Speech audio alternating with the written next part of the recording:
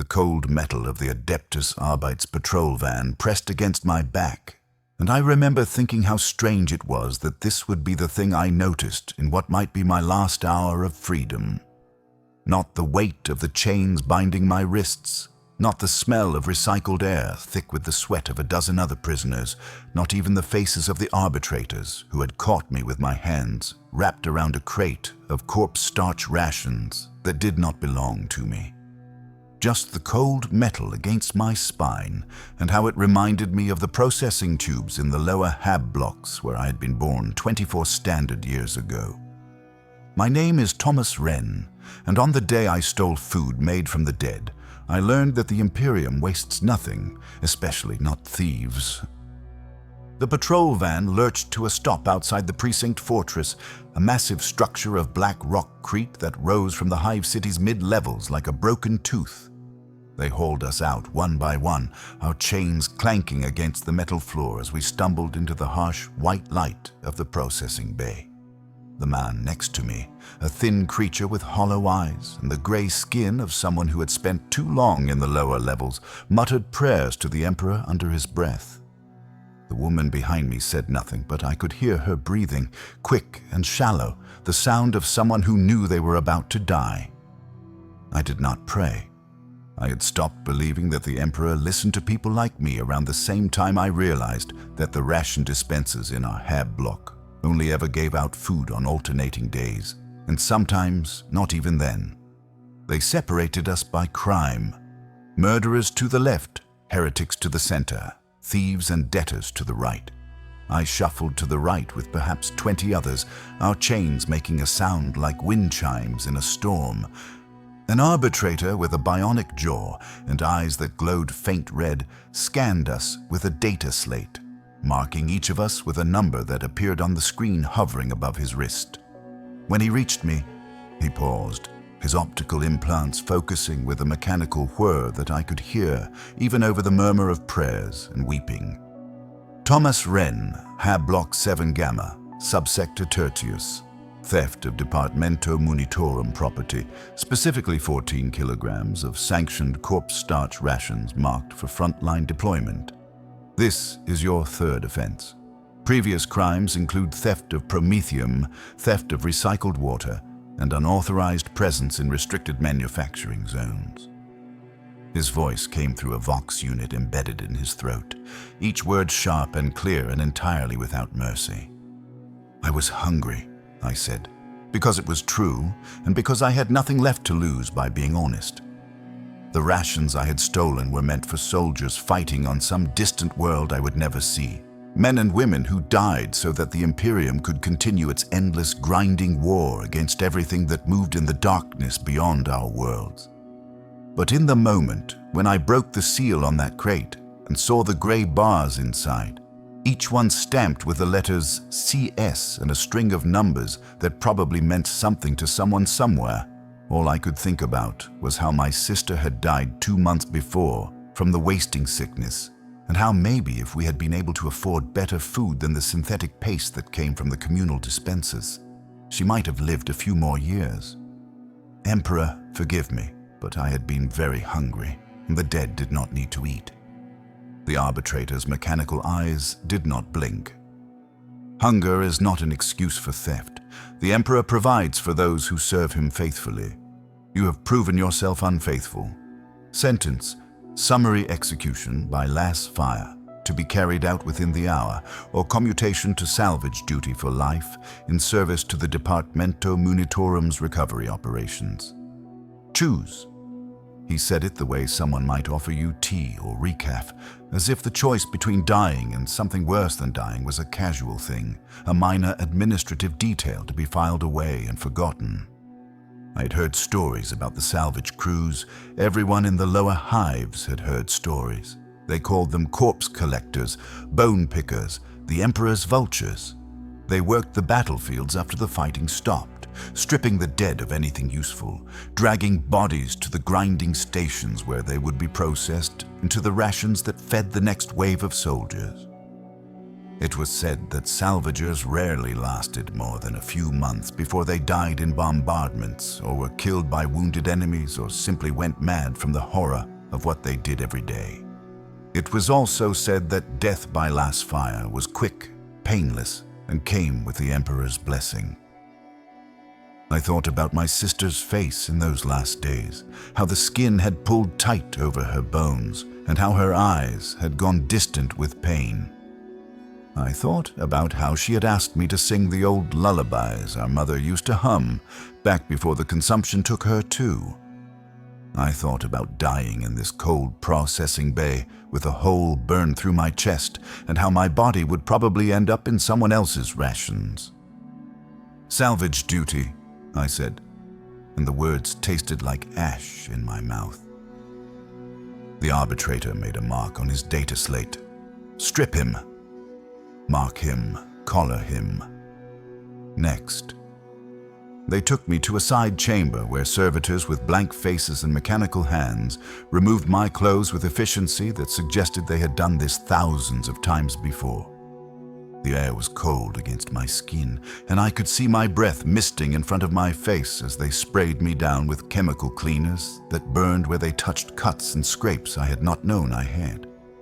One of the servitors, a thing that might have been a woman once, shaved my head with a blade that hummed with power, scraping away my hair in long strokes that left my scalp tingling and cold. Another servitor pressed a tattoo needle against my forehead, and I felt the sharp sting as it burned numbers into my flesh. Salvage Unit 47 Tertius. Designation Hauler. Service duration life. The words appeared in reverse in the mirror-polished surface of the servitor's chest plate, black marks against skin that was already starting to turn red and swollen. The collar came last. They brought it out on a tray, a ring of dark metal perhaps 3 centimeters thick, lined on the inside with what looked like soft leather but was probably some kind of synthetic material designed to prevent chafing. An Adeptus Mechanicus tech adept with more metal than flesh examined me with optical sensors that clicked and whirred, measuring the circumference of my neck with instruments that felt cold and precise against my throat. "The collar is equipped with a shaped explosive charge," he said in a voice that sounded like gears grinding against each other. "Should you attempt to remove it, tamper with it, or fail to remain within the prescribed operational radius of your assigned unit, the charge will detonate. The explosion is directed inward and downward, ensuring termination while minimizing collateral damage to nearby Imperial assets. Do you understand?" I understood that I was no longer a person. I was an Imperial asset now, a piece of equipment to be used until I broke. They closed the collar around my neck with a sound like a vault door sealing. It was heavier than it looked, and tight enough that I could feel my pulse beating against the metal with every heartbeat. A small red light on the front blinked 3 times, then turned solid green. "Activation confirmed," the tech adept said. "The Emperor protects. Servo Skull Unit 7, escort this subject to the transport bay for delivery to forward staging area Sigma 17. A skull with mechanical wings emerged from a charging station on the wall, its empty eye sockets glowing with pale blue light as it floated toward me. It hovered at shoulder height, close enough that I could see the serial numbers etched into the bone, and spoke in a voice that came from some hidden Vox unit. "Follow. Do not deviate. The Emperor watches."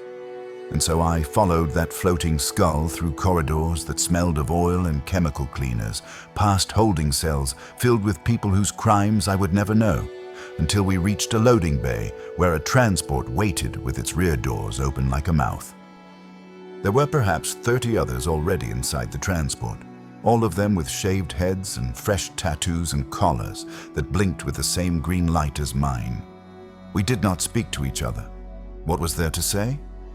We sat on the metal benches that ran along both sides of the cargo bay, our hands resting on our knees, our eyes looking at nothing in particular. The skull that had escorted me took its place among a dozen others that hung from the ceiling like grotesque decorations, their blue eyes watching us with the patient attention of guardians who would never sleep or grow tired or forget their duty. An arbitrator with a shock maul hanging from his belt sealed the doors, and the transport lurched into motion with a grinding of gears and the hiss of hydraulics. The journey to forward staging area, Sigma 17, took 3 days, or perhaps it was 4, time losing its meaning in the windowless cargo bay, where the only light came from the glow of servo skulls and the blinking collars that reminded us we were property now. They fed us once a day through a slot in the forward wall, gray bars that I recognized immediately as corpse starch rations. The irony was not lost on me. I had stolen these same rations to feed myself, and now I would eat them while I collected the bodies that would make more of them. The bars tasted like chemicals and chalk and something else I could not identify, some flavor that made me think of meat that had been frozen and thawed too many times. I ate them anyway, because hunger is a powerful thing, and because I understood now that the Imperium's great machine ran on the flesh of its own people, grinding us down and reusing everything, even our corpses, even our despair. When the transport finally stopped and the doors opened, the light that poured in was the red-orange of a world under siege. The air thick with the smell of burning promethium, and something sweet and sick that I would later learn was the smell of bodies decomposing in the heat. We filed out onto a landing platform that had been carved from the surface of some nameless world, the rockcrete scarred with lass fire and artillery impacts, the sky above us dark with smoke that rose from the ruins of what might have been a city once. Servo skulls herded us toward a cluster of prefabricated structures, buildings made from corrugated metal and reinforced plasteel that looked like they had been assembled in a hurry and would be dismantled just as quickly when the fighting moved on. A man was waiting for us outside the largest structure, a building marked with the skull and gear symbol of the Departamento Munitorum. He was perhaps 50 standard years old, his face weathered and hard, his eyes the color of dirty ice. He wore the uniform of an officer, though I did not recognize the specific regiment markings, and carried a bolt pistol holstered at his hip in a way that suggested he knew how to use it. When he spoke, his voice carried across the landing platform with the authority of someone who had been giving orders for a very long time. "I am Overseer Belric Tane. You are Salvage Unit 47 Tertius. Your purpose is to recover Imperial assets from combat zones and prepare them for processing. You will work 12-hour shifts. You will meet quotas. You will follow orders without question or hesitation. If you fail, your collar will be activated. If you flee, your collar will be activated. If you think about fleeing, I suggest you reconsider because the blast radius of your collar is exactly 0 meters, meaning your death will be quick and your failure will not endanger the mission or your fellow salvagers. The Emperor wastes nothing, not even you. Follow me." He led us through the staging area, past rows of vehicles that I recognized from pick captures I had seen in propaganda broadcasts. Mobile grinder units, massive tracked vehicles with intake hoppers on the front, and processing drums visible through armored glass viewports. Supply haulers loaded with equipment I could not identify. Medicae stations where servitors tended to wounded soldiers whose screams echoed across the platform despite the thick walls.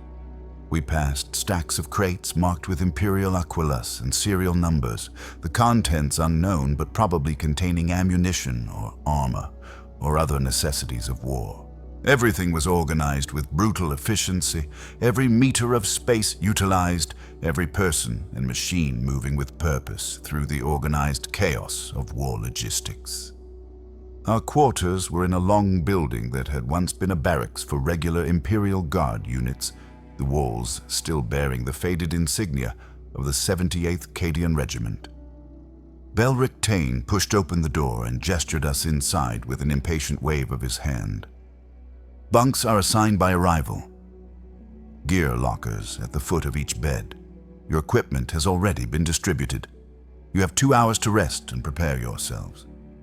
Then we deploy to Battlefield 6 Sigma for your first collection operation. I suggest you use the time wisely. Pray if you think it will help. Sleep if you can. Say goodbye to whatever you were before you came here, because that person is dead now. The only thing that matters is the work. Dismissed. I found a bunk near the back of the room and sat down on the thin mattress, my hands shaking in a way I could not control. The gear locker at the foot of the bed contained items that made my stomach twist. A heavy canvas sack with shoulder straps, a rebreather mask that covered the lower half of the face, a pair of thick gloves made from some material that felt like rubber but was probably something more advanced, a tool that looked like a hook attached to a meter-long handle, the metal worn smooth from use. A small device that clipped to my belt, its purpose unclear until I read the words stamped into the side: Auto Tagger, Departamento Munitorum, serial recording required. And beneath all of this, at the bottom of the locker, a small booklet bound in red leather with gold lettering on the cover. The Salvager's Manual, Emperor's Grace Edition, published by authority of the Departamento Munitorum. I opened the manual and read the first page, the words printed in small, precise letters that seemed to burn themselves into my vision. The Salvager's Creed. The Emperor wastes nothing. Every boot, every lace gun power pack, every tooth has value. The dead serve him still through their sacrifice. We are the harvesters of this sacrifice. We are the bridge between death and utility. Blessed are the Salvagers, for they ensure that no Imperial asset is lost. Blessed are the dead, for they continue to serve even in their ending. Blessed is the Emperor, who has given us this holy duty. I closed the book and placed it back in the locker. The words felt hollow, like prayers spoken by someone who did not believe but said them anyway, because what else was there? The other salvagers were unpacking their gear with varying degrees of horror and resignation. Some were crying quietly.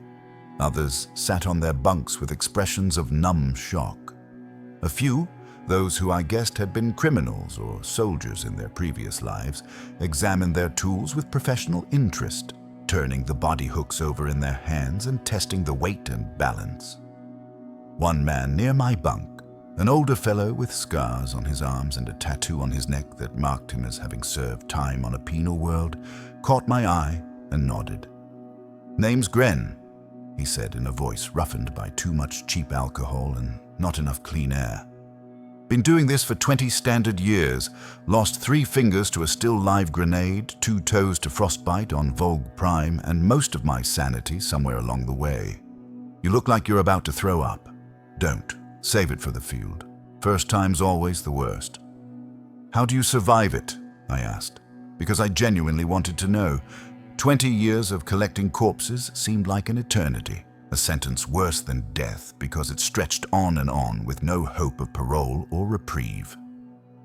Gren shrugged, examining his remaining fingers with the detachment of someone discussing the weather. "Rules. You follow the rules. You survive. Sometimes. First rule, never look at faces. You look at faces, you start seeing people. Start seeing people, you go mad trying to remember every single one.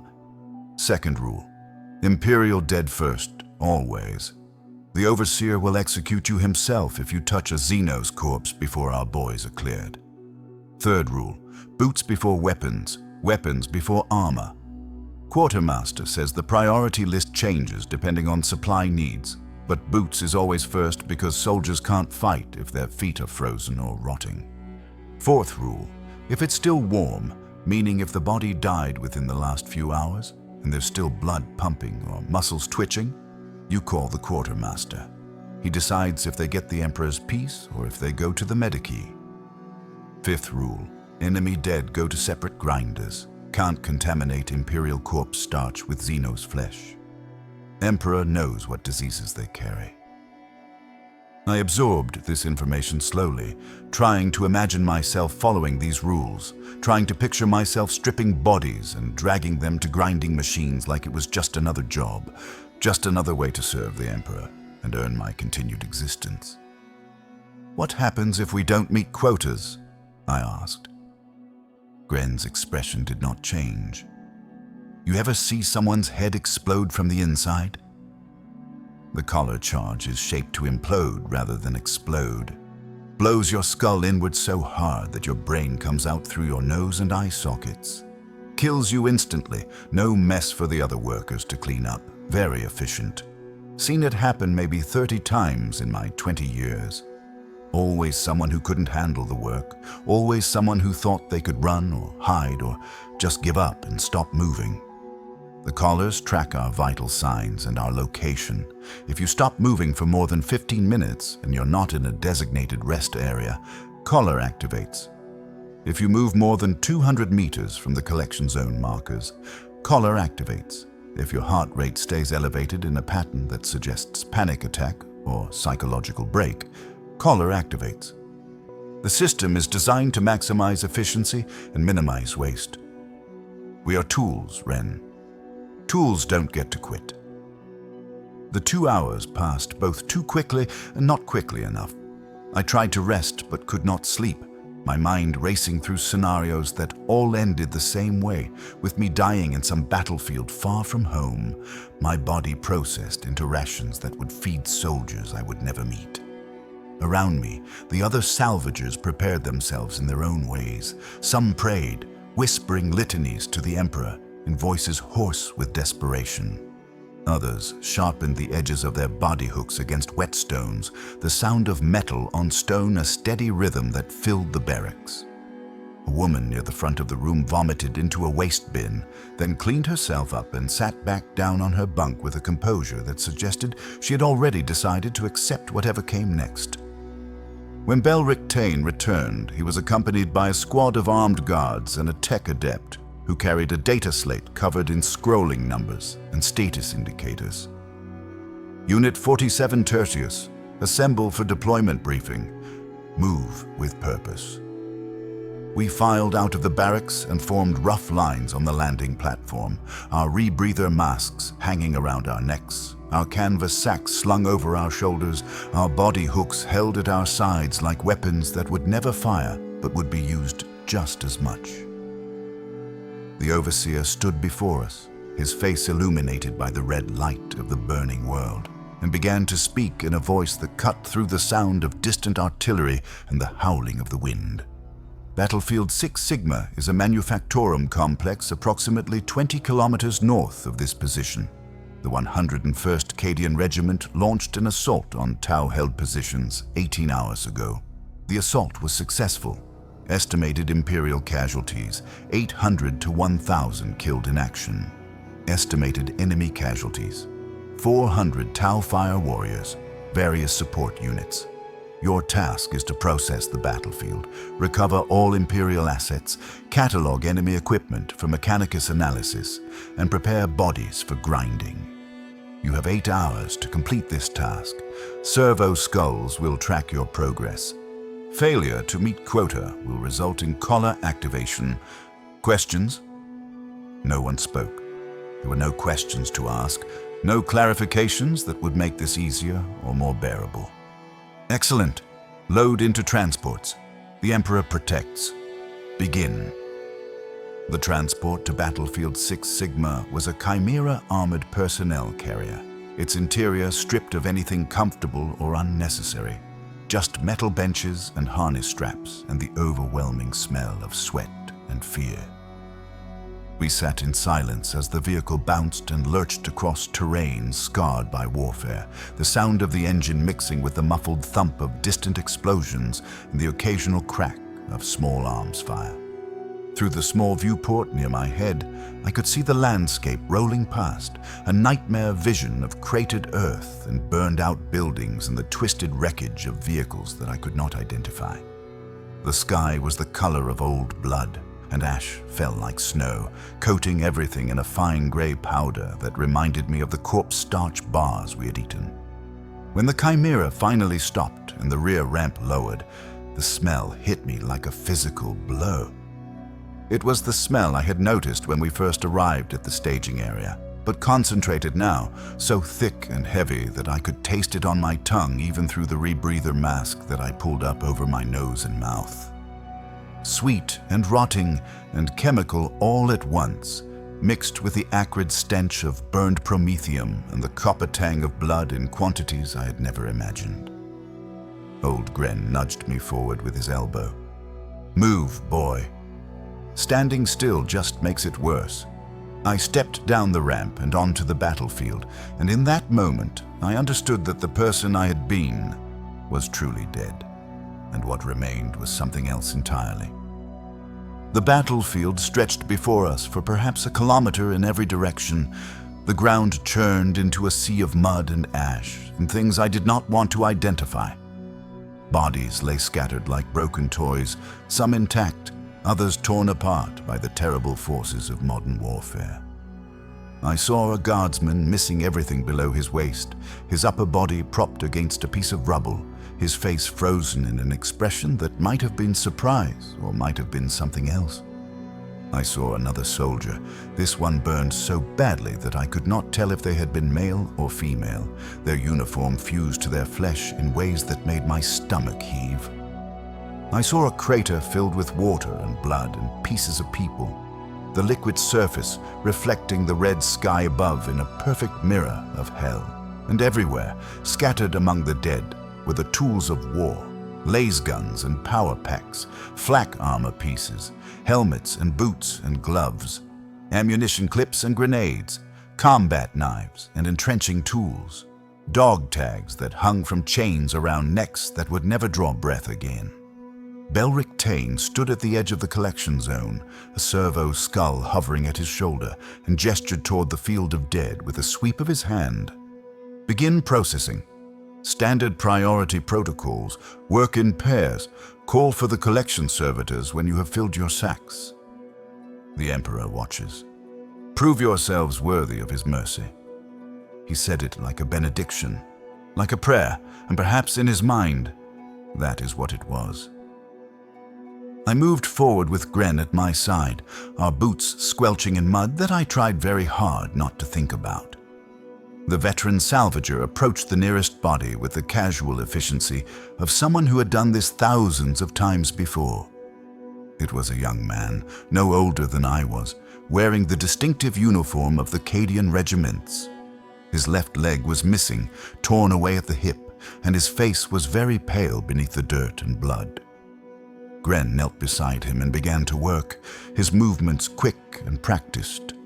Boots first, unlaced and removed with care to preserve the integrity of the materials. Then the flak armor, unfastened and folded. Then the laser gun, checked for functionality before being placed in the collection sack. Then the power packs, ammunition, personal effects. Finally, the dog tags, removed from around the neck with a reverence that seemed at odds with the brutal efficiency of everything else.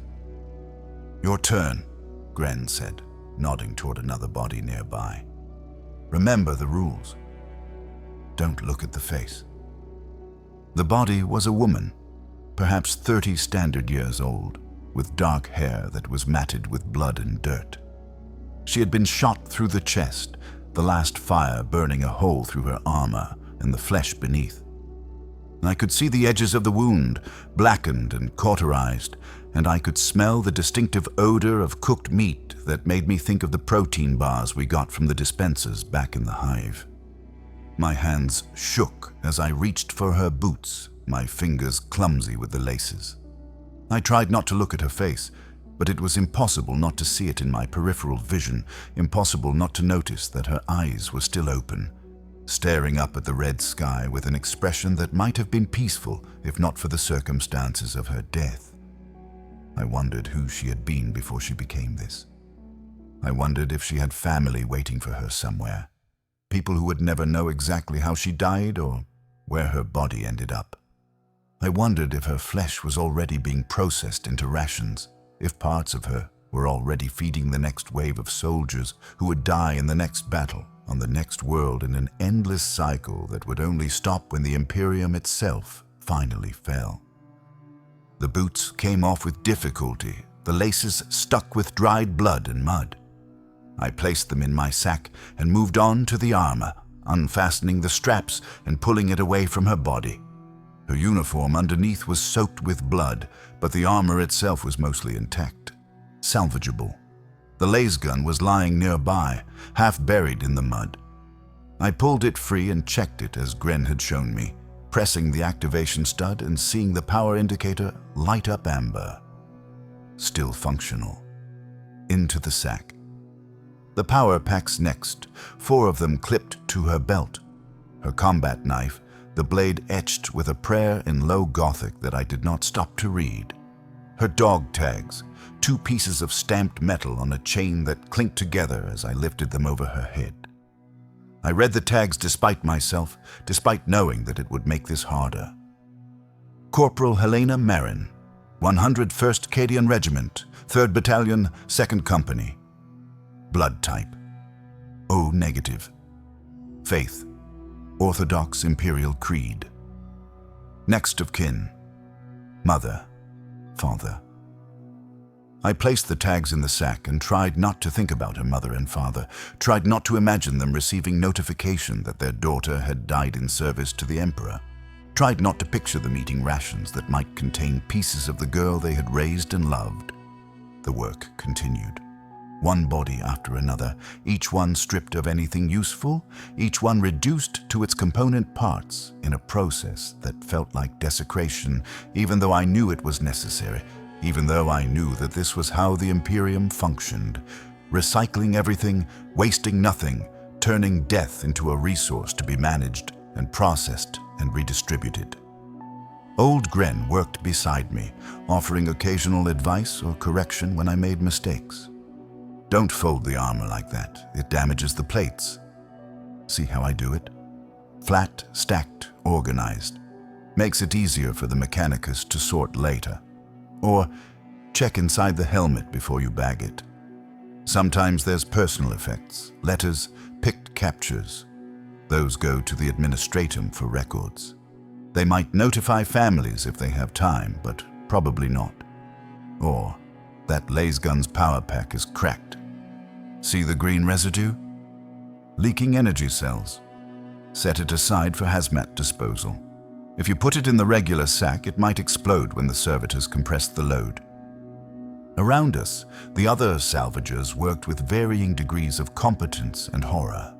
Some moved quickly, their faces blank with shock or determination. Others moved slowly, stopping frequently to vomit or cry, or just stand frozen until Belric Tane or one of his assistants shouted at them to keep moving, to maintain quota, to remember that their collars were watching and waiting for any sign of failure. Servo skulls floated overhead, their sensors tracking our every movement, their data slates logging each item collected, each body processed, each decision made. The sound of their mechanical humming mixed with the distant artillery fire and the closer sounds of our work, the squelch of mud, the rattle of equipment being stuffed into sacks, the occasional sob or muttered prayer. I had been working for perhaps 3 hours when I encountered my first still warm. The body was a young man, younger than I was, with the distinctive ash-pale skin of someone born on a hive world where sunlight never reached. He had been shot in the stomach, a last fire wound that had burned through his armor and opened up his abdomen in a way that made me look away immediately. But he was breathing, shallow gasps that bubbled with blood, and his eyes tracked my movement as I approached. He tried to speak, his lips moving in a pattern that might have been words or might have been just the automatic response of dying neurons, and his hand reached out toward me with a strength that surprised me. I stepped back, unsure what to do, the protocols I had memorized suddenly seeming inadequate for the reality of a dying man who was aware enough to know he was dying. "Gren!" I called out, my voice cracking. Still warm. "What do I do?" The veteran salvager looked up from the body he was processing and shook his head slowly. "Nothing you can do. Call for the quartermaster. Belric will decide." He went back to his work without another glance, and I understood then that this was just part of the routine for him, that watching men die was no more remarkable than sorting through their equipment after they were gone. I fumbled with the Vox bead that had been clipped to my collar, pressing the activation stud and speaking in a voice that sounded too loud in my own ears. Overseer Tane, this is Salvager Wren. I have a still warm coordinates. I looked around for the marker flags that indicated grid positions, found one nearby. Marker 77, requesting quartermaster assessment. The response came immediately, Belric Tane's voice crackling with static. Hold position. Quartermaster inbound. And then, after a pause that might have been concern or might have been something else entirely, do not engage.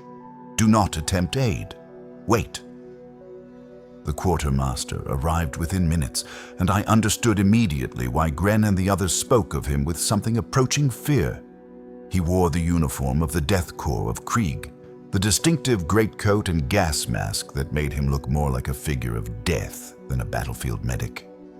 His mask was not the standard rebreather that regular guardsmen wore, but rather a skull-faced monstrosity that transformed him into something that seemed to have stepped out of the nightmares of dying soldiers. The eyepieces glowed with pale green light, and his breathing was audible through the Vox grill, a steady mechanical rasp that made my skin crawl. He carried a medical pack that clinked with the sound of instruments and chemical bottles, and at his side was a bolt pistol that looked well used and carefully maintained. He knelt beside the dying guardsman and examined him with movements that were quick and clinical, his gloved hands checking pupil response, pulse, the extent of the abdominal wound. The man tried to speak again, his voice barely a whisper through blood-filled lungs. Please, I can't feel. Is it bad? The quartermaster did not answer immediately. He pulled a device from his medical pack, some kind of scanner that hummed with energy as he passed it over the wound. The device beeped 3 times, then displayed information on a small screen that I could not read from my position. The quartermaster studied the readout, then placed the scanner back in his pack with the same careful precision he had used to retrieve it. Multiple organ perforation, catastrophic blood loss, intestinal rupture with peritoneal contamination, time to death, 12 to 18 minutes, pain level, extreme, medical intervention, not recommended. Resource allocation, inefficient. Recommendation, Emperor's Peace. His voice was flat, emotionless, the words delivered with the clinical detachment of someone reading a weather report. The dying guardsman's eyes widened, and I saw understanding dawn in them, the terrible knowledge that he was being condemned to death, not because he could not be saved, but because it was not worth the resources it would take to save him. Please, he whispered again, and this time the word was directed at me, his eyes locking onto mine with desperate intensity. Please don't let me. I don't want to. He did not finish the sentence. The quartermaster drew his bolt pistol in a smooth motion and placed the barrel against the guardsman's temple. The shot that followed was deafening even through my rebreather, a sound like thunder that made my ears ring and left me blinking spots from my vision.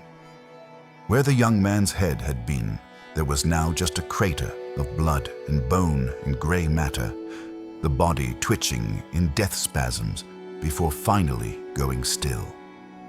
The quartermaster holstered his pistol and produced a small data slate, making a notation with practiced efficiency. Casualty 847, identity confirmed via dog tags. Cause of death, battlefield injury, terminal. Salvation granted via Emperor's Peace. Blessed be the recycling. Strip and process as standard grade A for officer rations. He stood and turned to me, his skull-faced mask somehow even more disturbing now that I had seen what it concealed, the human being underneath who could kill with such casual precision. This is mercy, Salvager. Remember that. The alternative is suffering without purpose. The Emperor wastes nothing, not even pain. Continue your work. And then he was gone, moving on to the next still warm, the next soldier who would receive judgment and termination in the same clinical manner. I stood there for perhaps 30 seconds, my hands shaking so violently that I dropped my body hook twice before I could grip it properly. The dead guardsman's blood was spreading in a pool around his head, mixing with the mud to create a substance that looked like the gray paste of corpse starch. And I found myself thinking about cycles and processes and the terrible efficiency of the Imperium's meat grinder. I vomited into my rebreather mask, the acidic bile filling the space between my mouth and the fabric, and I tore the mask off to retch onto the ground, my body heaving with convulsions that seemed to come from somewhere deeper than my stomach. Belric Tane's voice crackled through my vox bead immediately. "Salvager Wren, compose yourself. The contents of your stomach are Imperial property. Clean yourself and return to work. We waste nothing, not even your breakfast." I wanted to scream at him, to tell him that I was a person, that the dead around us had been people, that this was wrong in ways that I did not have words to express, but the collar around my neck was a constant weight, a reminder of what would happen if I refused, and so I cleaned myself as best I could, and put the mask back on, and returned to the body of the young man whose final moments I had witnessed. I stripped him of his equipment with hands that would not stop shaking, my fingers clumsy with shock and disgust. His boots were still warm, his flak armor had a hole burned through the chest plate, but the other pieces were salvageable. His laser gun had a scratch in the stock, probably made by its owner to identify it as his, and I wondered if that kind of personalization was allowed or if it was just something soldiers did anyway, claiming ownership over the tools that might save their lives. His dog tags read, "Private Mikhail Tor, age 17. This boy had been younger than I was. This boy had died before he had really lived. Cut down in service to an emperor he had probably never stopped to question, his body now destined for the grinders where it would be transformed into food for other boys who would die in other battles in an endless cycle that would consume us all. The day wore on, the red sun moving across the sky in a way that made time seem both too fast and impossibly slow. We processed bodies until they stopped being bodies and became just objects. Just collections of equipment and meat, each one stripped and catalogued and dragged to collection points where servitors waited with industrial patience. The servitors were disturbing in their own way, humanoid machines with dead eyes and mechanical limbs that moved with precision but no grace, picking up bodies like they were loading cargo, showing no more emotion than the servo skulls that tracked our every movement. Some of the servitors had been soldiers once, I realized. I could see the remains of Imperial Guard uniforms incorporated into their mechanical frameworks, could see tattoos and scars on what little flesh remained. The Imperium recycled everything, even its workers, even its salvagers, even us. Around midday, we moved on to processing enemy casualties. The Tau Fire Warriors were different in death than the Imperial dead. Cleaner, somehow. Their armor more advanced, their bodies lighter and more fragile than human corpses. They had been killed primarily by last fire, the weapons they carried now cold and inert, waiting to be collected for Mechanicus analysis. Belric Tane stood nearby as we worked, ensuring that we followed protocols. Enemy equipment goes into separate containers. Do not mix Imperial and Xenos technology. The Mechanicus will study these weapons to understand their function and develop countermeasures. Enemy bodies go to the Xenos grinders.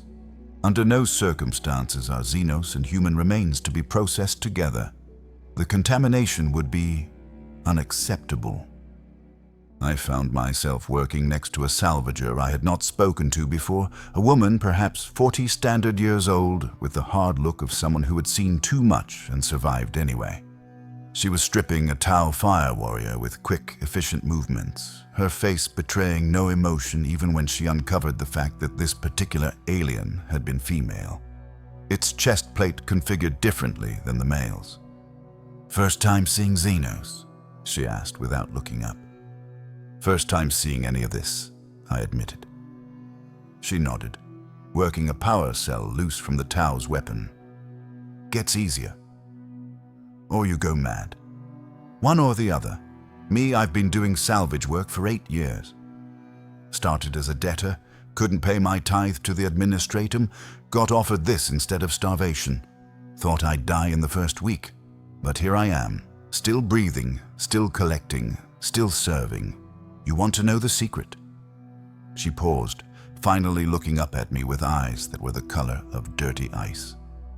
"You stop thinking of them as people. You stop thinking at all.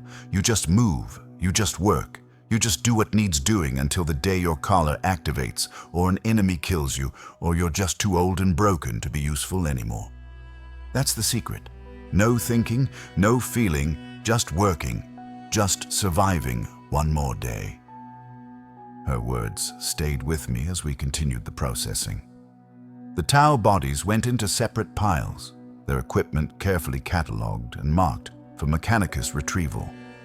Some of the technology was fascinating even to my untrained eye, all smooth lines and integrated systems that seemed decades ahead of Imperial design. No wonder the Mechanicus wanted to study it, to understand how these Xenos achieved such advancement, to perhaps steal and adapt and incorporate into our own weapons. The Imperium might be xenophobic, but it was not wasteful. If alien technology could be used to kill more aliens, then it would be used, reforged, and blessed, and turned against its creators in a process that was almost poetic in its circular logic. By late afternoon, we encountered the remains of Orc casualties, and these were disturbing in ways that the human and Tau bodies had not been. Orcs did not die easily, even when their bodies were torn apart by artillery fire, or burned by flamers, or shot through the skull by precision-less fire. Some part of them seemed to persist, twitching and moving in ways that suggested they might not be entirely dead. Belric Tain ordered his men to burn every Orc corpse with flamers before we approached them, the bodies cooking in their armor until they stopped moving, until we could be certain that they would not suddenly lurch to life and kill an unwary Salvager. The smell of burning Orc flesh was different from burning human flesh, more fungal, more rotten, like mushrooms left too long in darkness. It made me gag despite my rebreather, made me wish for a moment that my sense of smell would just stop working entirely. The collection servitors that handled Orc bodies were different from the ones that processed human remains.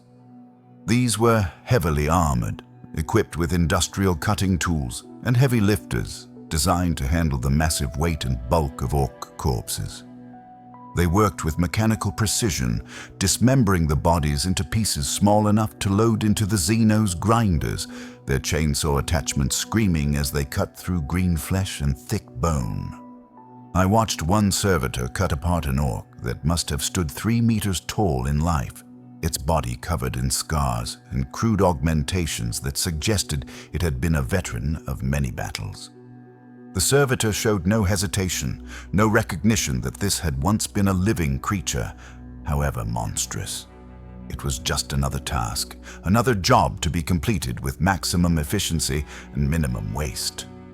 As the sun began to set on Battlefield 6 Sigma, turning the sky from red to deep purple and finally to black, we finished our collection work and assembled for transport back to the staging area. I counted my fellow salvagers and realized that we had started with 32 people that morning, and now there were only 29. 3 collars had activated during the day, 3 people who had either tried to flee or suffered psychological breaks or simply stopped working until the collars judged them to be failures. I had not seen their deaths, had been too focused on my own work to notice when they happened, but I could see the gaps in our formation now, the empty spaces where people had stood just hours before. Belric Tain counted us with the same clinical precision he had used all day, his data slate tracking our performance, our survival, our continued utility. Acceptable performance for first deployment. Quota met. 847 Imperial dead processed. 312 Tau, 43 Orc, total recovery, 92% of battlefield assets, 3 Salvager failures, 29 survivors. Emperor be praised. He said it like a prayer, like a benediction, and perhaps in his world, That is what it was. The transport back to the staging area was silent except for the sound of the engine and the occasional sob or whimper from salvagers whose psychological defenses had finally cracked. I sat with my hands resting on my knees, my mind blank with exhaustion and horror, and I understood now why the woman had told me the secret was to stop thinking. Thinking about what we had done, about what we would do again tomorrow and every day after, was a path to madness. Better to be empty, to be hollow, to be just a function performing its designated task without consciousness or conscience or any of the things that made us human. That night in the barracks, old Gren found me sitting on my bunk and staring at nothing in particular. He sat down beside me without invitation, his scarred hands resting on his knees, his eyes focused on the wall across from us. "You did good today," he said quietly. "Better than most on their first run. Saw you handle that still warm with the quartermaster. That's always hard. First time you watch someone get the piece. Gets easier though. Everything gets easier." He paused, then reached into his pocket and pulled out something small and worn.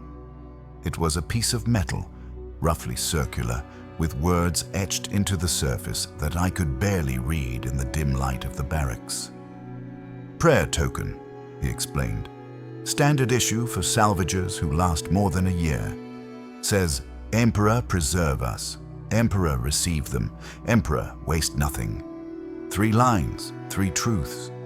We preserve ourselves through work. The Emperor receives the dead. Nothing, not one scrap of flesh or metal or fabric, goes to waste." He placed the token in my hand, closing my fingers around it. "You keep this. Remember it when things get bad. Remember that we serve him by doing this work, this terrible, necessary work. That's the only way through." I looked at the token, feeling its weight in my palm, and I wanted to throw it away, to reject the prayer and everything it represented. But I did not. I closed my hand around it and felt the edges press into my skin, and I thought about the young soldier whose head had exploded under the quartermaster's bolt pistol. And I thought about how his body would be in the grinders by now, being processed into rations that would feed other soldiers. And I thought about the endless cycle of death and consumption that powered the Imperium's war machine. The Emperor wastes nothing, not the dead, not their equipment, not their flesh. Not even me, not even my horror, not even my disgust. All of it was fuel for the great grinding machine. All of it would be consumed and recycled and used until there was nothing left. The days that followed blurred together into a kind of waking nightmare where time lost its meaning and death became routine. We deployed to battlefields with names that changed but looked the same, processing casualties from engagements against orcs, Tau, chaos cultists, and once, terrifyingly, tyrannid creatures whose bodies dissolved into acidic sludge even as we tried to collect them. Each day we loaded our sacks with equipment stripped from the dead. Each night we returned to the barracks and tried to sleep despite the dreams that came, images of faces I had promised myself not to look at, but had seen anyway, bodies I had promised myself to think of as just meat, but remembered as people. The woman's prediction had been right. It got easier, or I went mad. Perhaps both. By the 3rd month, I had been promoted from hauler to sorter, which meant I now worked at the collection points where bodies were brought for categorization before grinding. My job was to evaluate each corpse and assign it a grade based on condition and mass. Grade A bodies went to the priority grinders that produced rations for officers and specialized units. Grade B went to standard corpse starch production. Grade C, the bodies that were too damaged or contaminated or partial, went to chemical reclamation, where they would be broken down into components for fertilizer or industrial lubricants or other products I tried not to think about. I wore a mask now, not just a rebreather, but a full skull-faced mask like the one the quartermaster wore, the skull-faced mask of Deathcore quartermasters that had somehow become standard issue for senior sorters. It was meant to be intimidating, meant to remind everyone that death was always present, always watching, always waiting. It did its job well. The work was mechanical, automatic. Each body rolled past me on a conveyor belt, and I examined it with trained eyes that could evaluate condition in seconds. Male, approximately 70 kilograms. Last fire wounds across chest and abdomen, exsanguination terminal but body mostly intact. Grade A. Blessed be the recycling. Female, approximately 60 kilograms. Missing left arm and right leg below knee. Extensive burn damage. Body mass insufficient for Grade A. Grade B. Blessed be the recycling. Unknown gender, approximately 40 kilograms recovered. Severe fragmentation from artillery impact, multiple pieces, heavy contamination with foreign objects. Grade C. Blessed be the recycling.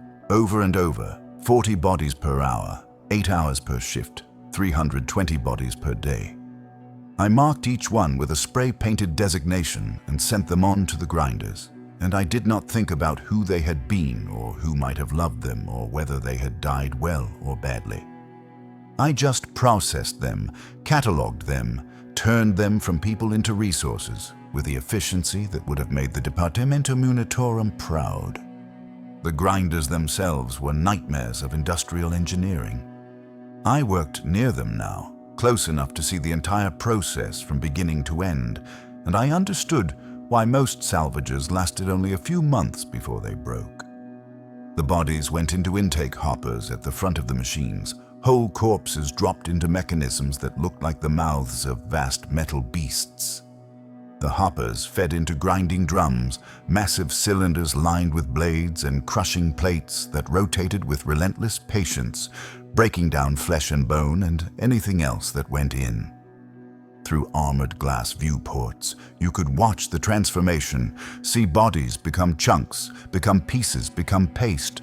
The process mechanical and inevitable.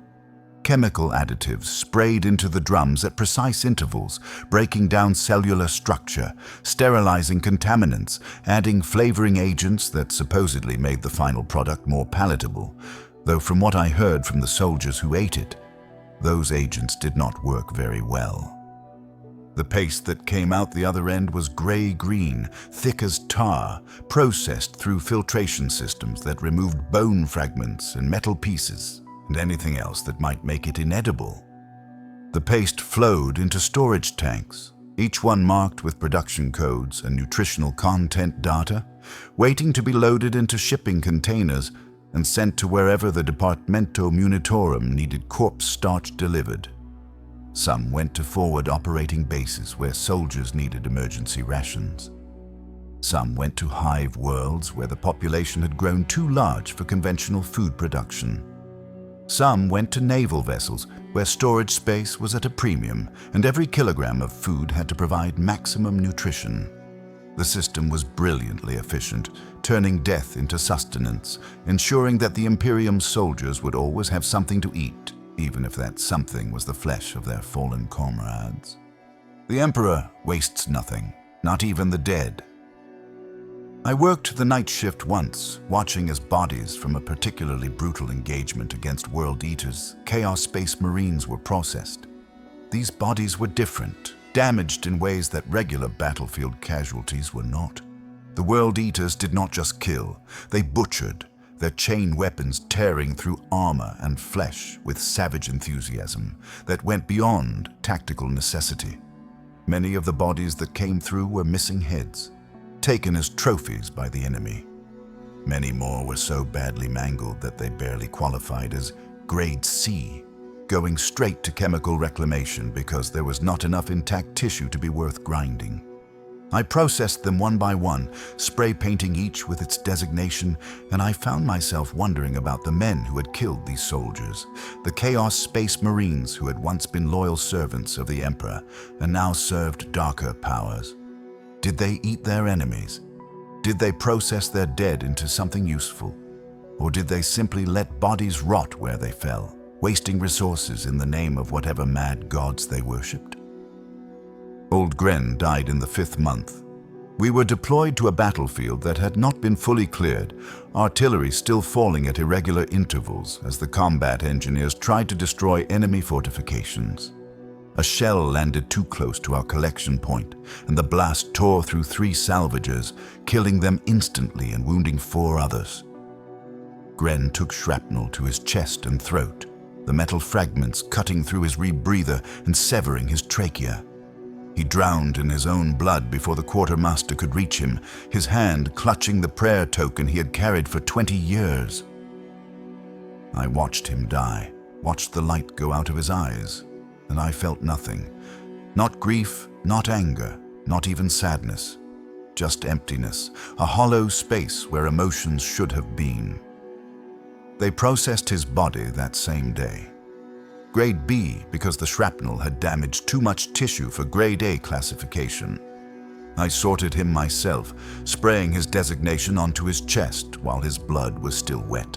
And I thought about the prayer he had taught me. Emperor, preserve us. Emperor, receive them. Emperor, waste nothing. Belric Tain called me to his office 2 days after Gren's death. The office was a small room in one of the prefab structures, walls covered with charts tracking casualty rates and recovery percentages and grinding production quotas. The overseer sat behind a desk made from a shipping crate, his hands folded in front of him, his face showing no more emotion than the skull masks we wore while working. Salvager Wren, you have been with Unit 47 Tertius for 5 months. Your performance has been exemplary. 97% efficiency rating, 0 disciplinary incidents, consistent quota achievement. The Departamento Munitorum has authorized your promotion to senior position. Effective immediately, you are designated unit leader. You will supervise new salvagers, train them in proper procedures, ensure their performance meets standards. This promotion comes with increased ration allocation and reduced collar sensitivity. Do you accept? I stood at attention, my hands at my sides, and I realized that I had already accepted without needing to speak. What choice did I have? What choice had I ever had from the moment they put the collar around my neck and told me to serve or die? I accept, Overseer Tain. He nodded, making a notation on his data slate. Excellent. Your first assignment, Unit 52, Tertius, arrives tomorrow from the penal processing centers on Vespera Prime. 32 new salvagers. You will indoctrinate them. You will teach them the rules. You will ensure they understand that this work, horrible as it is necessary. That we serve the Emperor by doing this work. That the alternative to service is death, and death without purpose is waste. Do you understand? Yes, Overseer. Good. Dismissed. I trained them the way Gren had trained me, with efficiency and brutality, and just enough honesty to make them understand what they were becoming. I taught them the rules. Never look at faces. Imperial dead first. Boots before weapons. Call for the quartermaster when you find a still warm enemy dead to separate grinders. I taught them how to strip a body in 3 minutes, how to evaluate equipment condition, how to identify which pieces were worth salvaging and which were too damaged. I taught them how to shut off the part of their mind that screamed at them to stop, to run, to refuse this monstrous duty. I taught them how to survive. Some of them listened, some of them died. That was the pattern, the rhythm of salvage work. Every month brought new recruits, and every month took some of the old ones, either through collar activation or battlefield accidents or simple psychological collapse. I survived. Weeks became months, became years, and somewhere along the way I stopped counting. I stopped remembering who I had been before the collar, stopped thinking about my sister or my life in the hive or anything that existed outside the endless cycle of collection and processing and grinding. I became what they needed me to be, a function, a tool, a component in the vast machine of Imperial logistics. It was in the 3rd year, or perhaps the 4th, I cannot remember exactly, that we deployed to a battlefield unlike any I'd seen before. The engagement had been between Imperial forces and Nurgle cultists, followers of the plague god who used disease as a weapon. The bodies we collected were contaminated, infected with plagues that could kill us just from touching them, and we worked in sealed biohazard suits that made every movement difficult and breathing a conscious effort. The smell that came through the suit's filtration system was beyond description, beyond anything I had ever experienced. It was the smell of rot and decay and corruption taken to extremes that should not have been possible. Flesh dissolving even as we tried to collect it. Bones going soft and porous with plague mutations. Faces twisted into expressions of agony that suggested their deaths had been anything but quick or clean. The cultists had done something terrible to these bodies. They had arranged them in patterns, symbols I recognized from ecclesiarchy, warnings about chaos corruption. The bodies formed an 8-pointed star, each point made from dozens of corpses piled and positioned with care that suggested ritual significance. The arrangement was a form of desecration, a final insult to the fallen that went beyond simple death. These soldiers had been turned into offerings to dark gods, their bodies used in ceremonies that I could only guess at and did not want to understand. 3 salvagers in my unit went mad just looking at the pattern, tearing at their collars and screaming hymns to the Emperor until Belric Tain activated their collars remotely and put them out of their misery. We burned the cultists dead where they lay, used flamers to reduce them to ash before attempting any collection. The bodies of the Imperial dead had to be collected anyway, contaminated or not, because the Imperium needed the resources and because leaving them for the enemy was unacceptable. We worked through the night, dragging bodies away from the blasphemous symbols, loading them into special containment units that would be processed separately from regular casualties. The grinders that handled these contaminated bodies were equipped with incinerators that burned at temperatures high enough to destroy any disease, any plague, any corruption.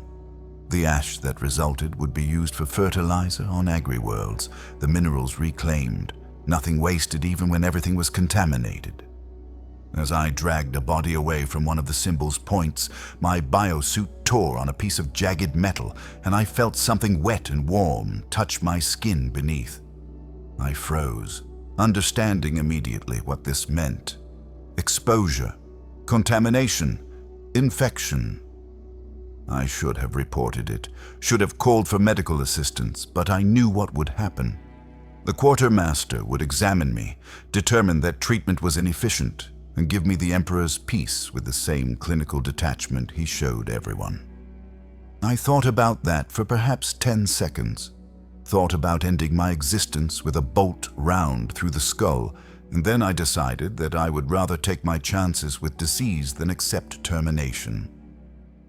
I sealed the tear with repair gel from my emergency kit and continued working, saying nothing, hoping that whatever plague had touched me would be weak enough that my body could fight it, or that the chemical cocktails we were all required to take for prophylaxis would protect me.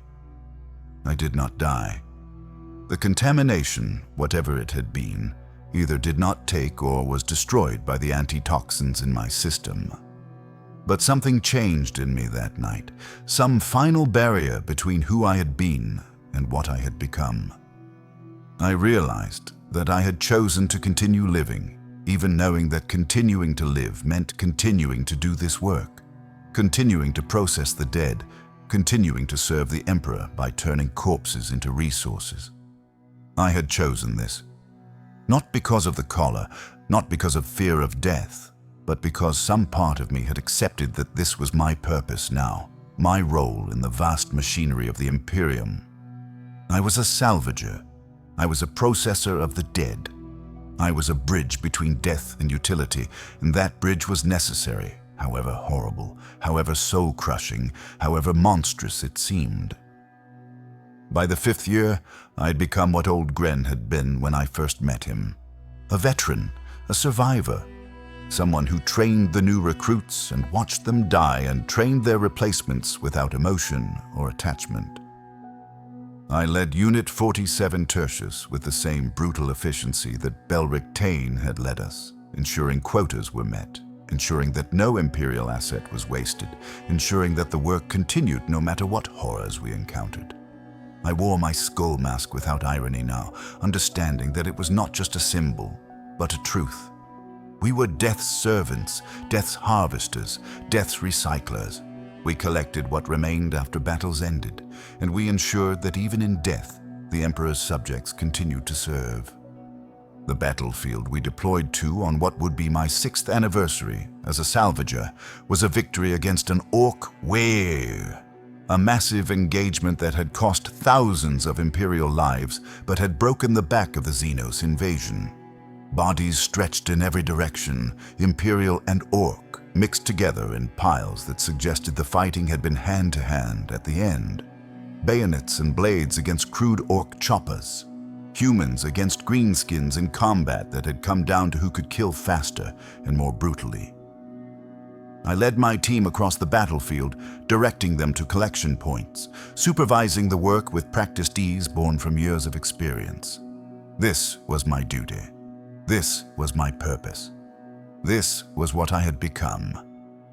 I found a commissar among the dead, his uniform immaculate despite the last fire wound that had killed him, his bolt pistol still holstered at his hip.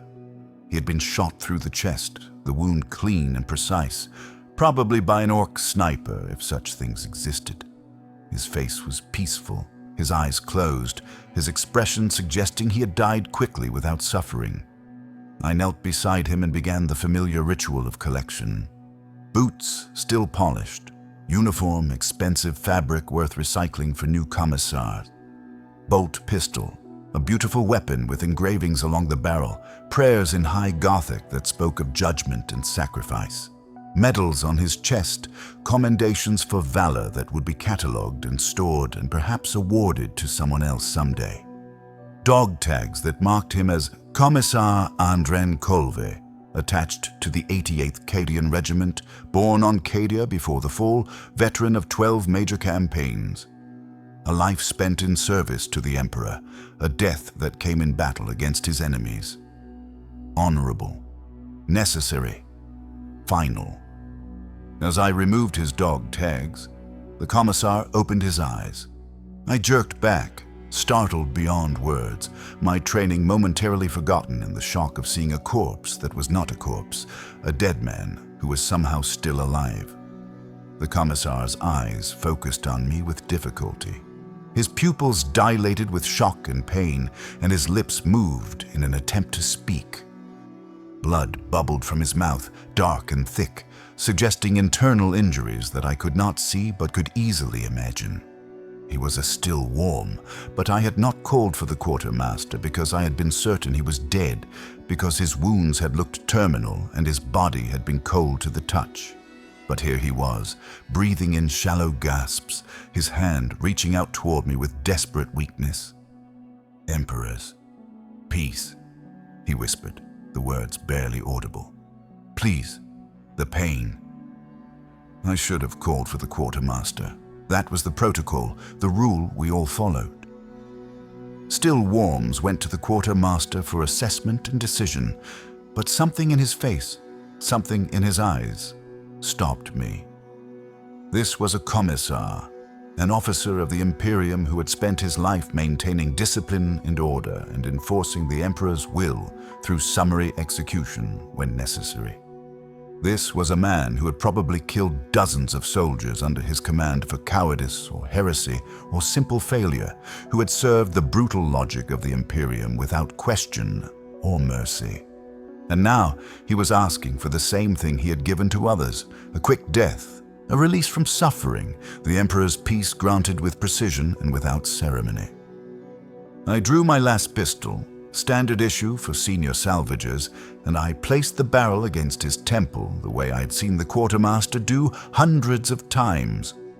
The commissar's eyes met mine, and I saw gratitude there, relief that his suffering would end soon, that he would be granted the dignity of a quick death rather than bleeding out slowly on a battlefield where no one would remember his sacrifice.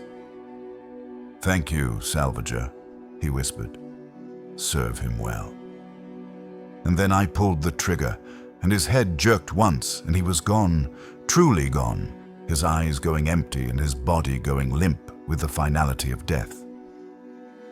I stripped his body with the same efficiency I had used on thousands of others. Boots, uniform, weapons, medals, dog tags. Personal effects that included a small leather-bound book that turned out to be a prayer manual, pages worn from repeated use, passages marked with notes in handwriting that suggested frequent reading and deep contemplation. All of it went into my collection sack. All of it would be sorted and catalogued and redistributed to new commissars, or melted down or recycled in whatever way the Departamento Munitorum deemed most efficient. His body went to the collection point, where it would be marked Grade A for officer rations. His flesh and bones ground into paste that would feed soldiers who would die in other battles on other worlds. The Emperor wastes nothing, not even commissars, not even me. That night, I ate my ration of corpse starch for the evening meal. It came in a tin marked with production codes that I had learned to read years before. Numbers that told me where the contents had been sourced and when they had been processed and what grade of raw material had been used. I ate it slowly, methodically, the taste familiar now, no longer revolting but just part of existence. I knew what it was. I knew where it came from. I knew that pieces of the men and women I had processed might be in this tin, that the commissar whose life I had ended might already be part of the supply chain, his flesh mixed with hundreds of others and turned into sustenance for the living. I knew all of this, and I did not care. I had stopped caring years ago. The dead feed the living become the dead. The cycle is eternal. The war continues. The dead accumulate, the salvagers collect them, the grinders process them, the rations feed new soldiers who will die and be processed in their turn. This is the Imperium's truth, the dark reality beneath the propaganda and the prayers and the grand speeches about duty and sacrifice. We are all resources to be used, all fuel for the machine, all destined to be ground down and recycled and consumed until nothing remains. Some of us die quickly, shot down in glorious charges against the Emperor's enemies. Some of us die slowly, worn away by labor and malnutrition and the gradual collapse of hope. And some of us, those like me, die by inches while still walking, our souls eroded by the terrible work we do until we become empty things, mechanical and efficient and inhuman. For the Emperor, waste nothing. Remember nothing. Feel nothing. The Emperor's will be done. This is my life. This is my duty. This is what I have become. I am Thomas Wren, and I process the dead so that the living may continue their war. I'm a salvager, a bridge between death and utility, a component in the vast grinding machine of the Imperium. I serve until my collar activates, or a stray shell kills me, or I simply wear out and become too broken to be useful. And when that day comes, I will be processed like all the others, my body stripped of equipment, my flesh ground into paste, my bones turned into fertilizer.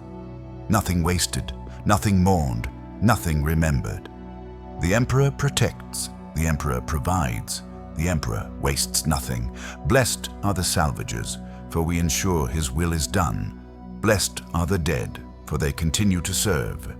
Blessed am I, for I have found my purpose in the darkness. This is my testimony. This is my truth. This is the horrible life of a battlefield salvager in the grim darkness of the far future, where there is only war, only death, and only the endless grinding machinery of the Imperium consuming all in its path. The Emperor's will be done.